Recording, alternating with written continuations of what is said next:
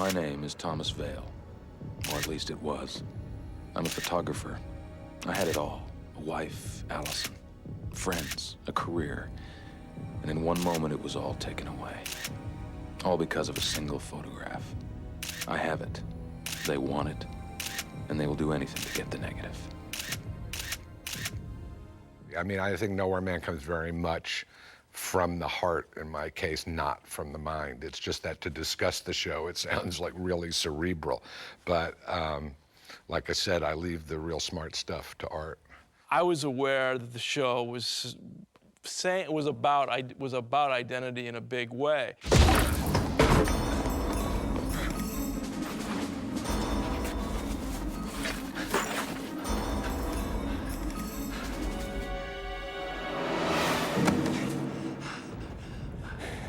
You're not the easiest man to find, Dr. Bellamy.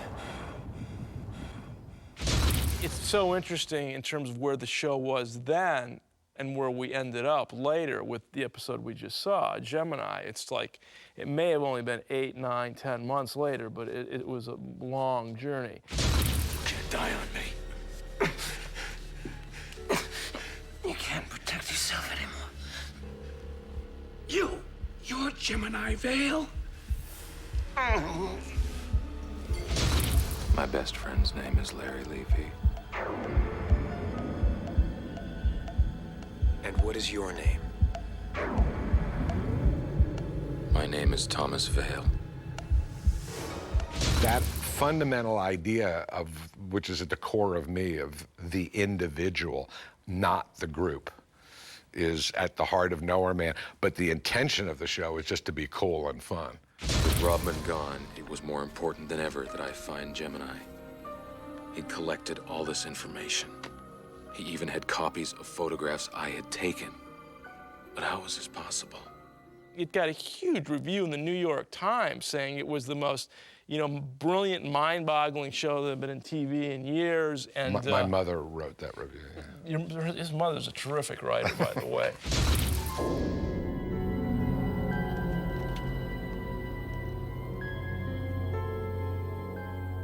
As I look at this, if I had to do it again and again and again, in terms of that time period and stuff like that, I would pick Bruce again and again and again. I can't imagine he has, to the person who created Tom Vale, and to me, Tom Vale is me, but it isn't.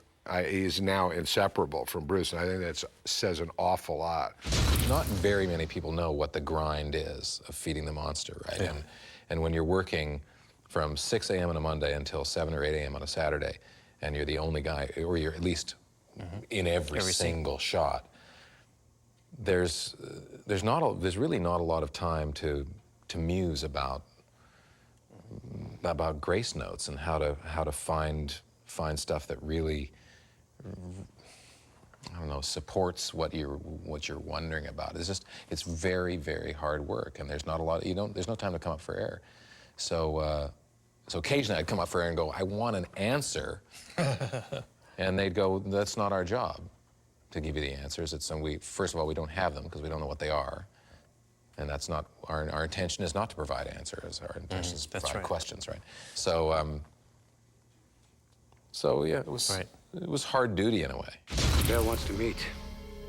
Says he has Gemini's entire file and both sets of negatives. Wants to trade for his freedom. Sounds like some kind of a trap. He's getting too close. It's time to shut Project Gemini down once and for all.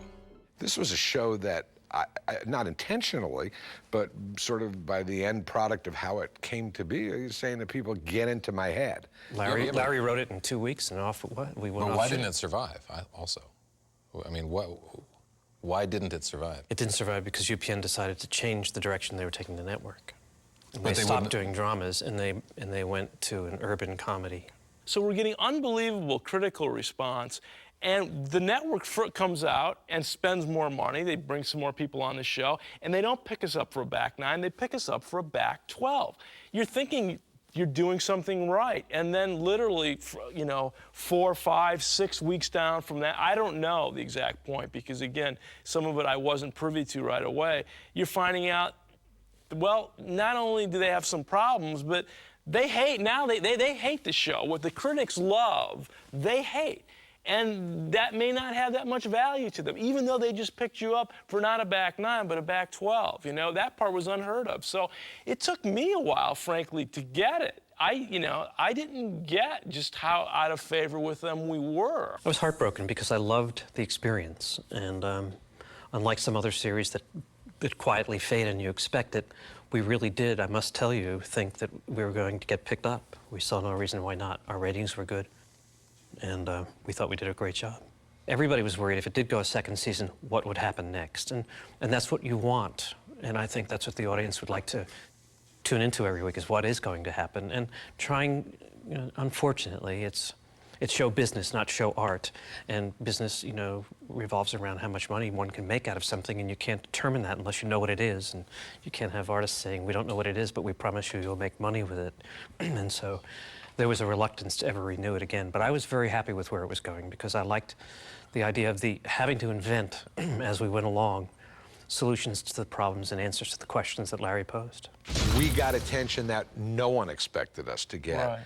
Right. What can we do with that? You know, it's like when you have Monday Night Football, you build around it, right? You promo your shows, you develop something, and I think, you know, it was just, you know, so it's not so much a wish for Nowhere Man to have gone further. It's more, I'm just more echoing Art saying that I think they failed to understand what they had, even to the degree, if it was nothing else than a marketing tool. I'm willing to trade it all in exchange for my freedom. I think after my mother wrote that review in the Times, she sabotaged Your mother's it. review changed a lot of things. It changed my life. It changed a lot of people's minds, you know, about everything. I'm not surprised how many people remember the show fondly. Everybody remembers shows. But when I run into people who remember Nowhere Man, there's a particular fondness about it. And I don't know what their association with the show is. Perhaps it comes through in the film. But mine was that it was a very real human experience.